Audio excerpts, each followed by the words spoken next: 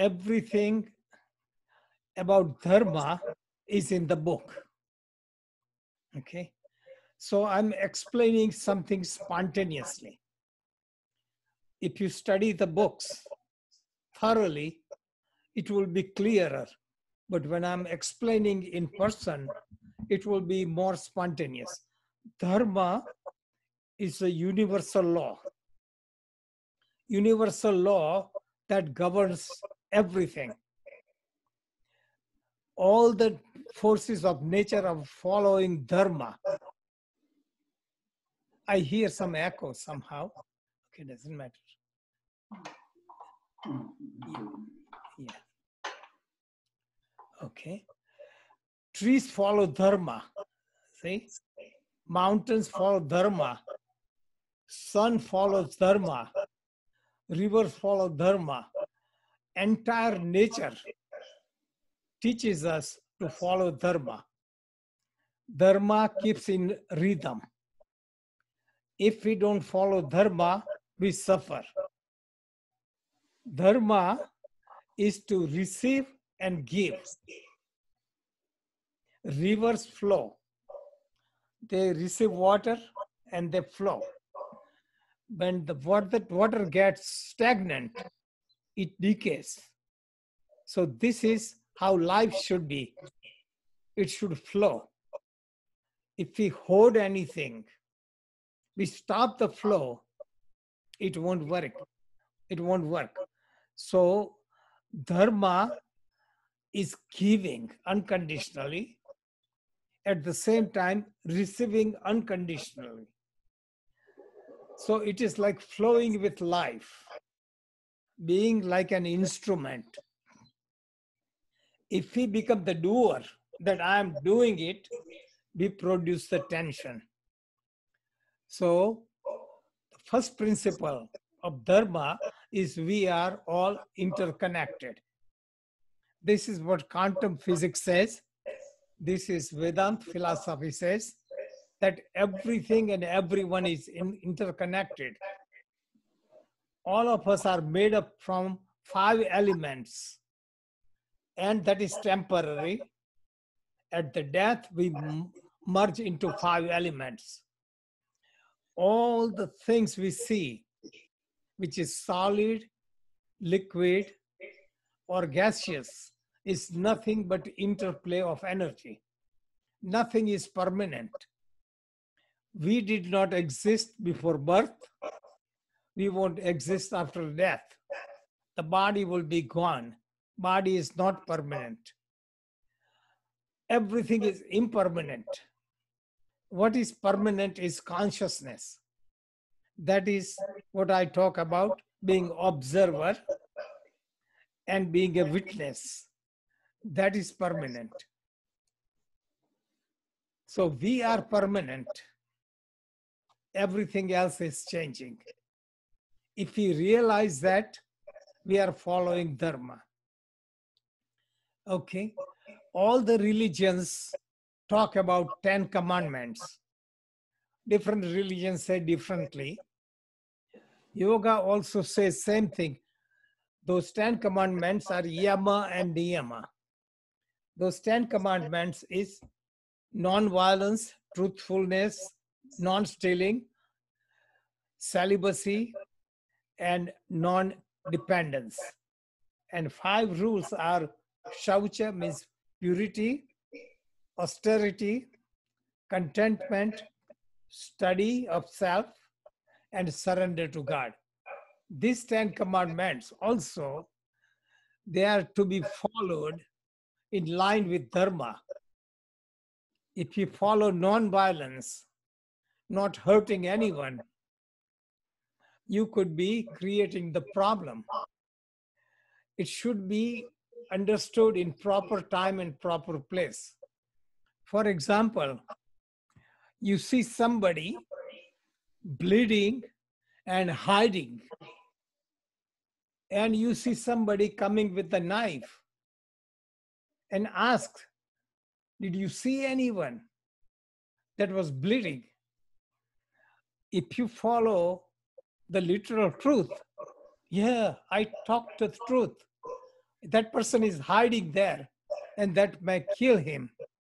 So a white lie misdirecting him to protect a life is true nonviolence. Same way, everything else to be practiced in line with Dharma. Dharma means you follow with intuition. That is Dharma. Now, there is other definition of Dharma is duty. Everyone has duty. We have duty for different stages of life. Student duty is to study. Adult life, to go to work, earn money, support family. As parents, duty to children. As a teacher, duty to teach. We have duty to the nature, not to pollute the rivers, not to abuse the environment. That is duty to nature. We have duty to ancestors. We have duty to parents.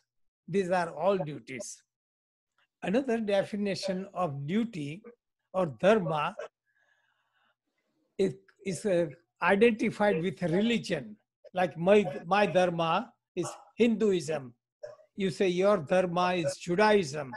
Somebody says Christianity. All those religions are small fraction of dharma. Dharma includes all religion. There is no separation because dharma is connected with love. Dharma doesn't know our historical religions. They existed, say, 5,000 years ago, 2,000 years ago, 1,400 years ago. Dharma is eternal. That is dharma. So, dharma liberates us. If we follow dharma, that gives us instant result. You stay in rhythm with nature, you will find instant peace. Also, what survives after death is dharma, because all the good things we have learned in this life will continue in future life. With all the improper things we did in this life will continue because the memory will stay in unconscious mind and manifest in the future. This is the theory of reincarnation.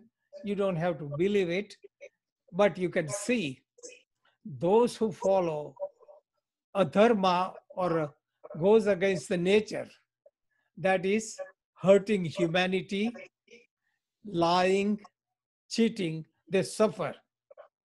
There are so many people for wealth, fame, and power. They abuse other people. They create division. And they seem to be very successful on the surface. People admire them. They have earned wealth, fame, and power. This is only on the surface. The law of karma and dharma says that you pay for anything you do immoral. No one will know all the lies, but first person, the first thing that witnesses is our consciousness. Because if we have a thought of hurting someone, even you don't do anything, the thought you wanted to hurt someone would register inside and will punish you. So this explains dharma. Okay. So these are many-fold dimension of dharma. I explain in the book. Plus, you can ask question. I can explain further. The dharma is be in the present. Follow your intuition. You cannot follow the religious scripture. They said do this and do that. You will only follow it literally. So the guideline is, if you are following dharma, you will be free and happy, regardless of what somebody says. No one could take away your peace. So this is guideline. If you follow dharma, you will expand your consciousness and you will feel instant peace. There is no other definition. This is what is Dharma. Okay. If Okay, you want, you can ask question now. Well, I don't have any questions on that. Barry, do you have any questions on that? No, it was very good, Shanti. I enjoyed just listening. So I'm learning, and that's what I'm going to try to do is learn. Yes. So your Dharma, if you are a student, right, to listen, contemplate, reflect, put into practice, because Dharma will liberate you. Do you want to be free? Do you want to be happy? Do you want success? Do you want wealth? You want to be free from control of others? All this require following Dharma. Following Dharma doesn't mean weakness. Following Dharma means position of strength. You are in the position of strength. You are co-creator of your destiny. World will obey you if you master yourself. If you follow Dharma, you will be following those principles. Dharma makes you successful. Anything that doesn't make you successful is not in line with Dharma. If you are suffering or feel isolation, don't have success, people pull you down because this is a weakness. One has to be strong. And being strong is not violence. Being strong is in line with Dharma. In scriptures, Lord Krishna, for 5,000 years, told Arjuna, go ahead and fight. That is your duty. Your duty is to fight the evils. So that is Dharma. A surgeon cuts the body of a person to remove the cancer. The surgeon is not following violence. He's cutting the body to remove the ailment. So if you become strong and remove the ailment from your life or others, is Dharma. If you run away from the truth, if you are a coward, if you escape from the life, you blame others for your problem, that is adharma. So the guideline is you find peace and freedom. Okay. Any question? I don't have any questions on that.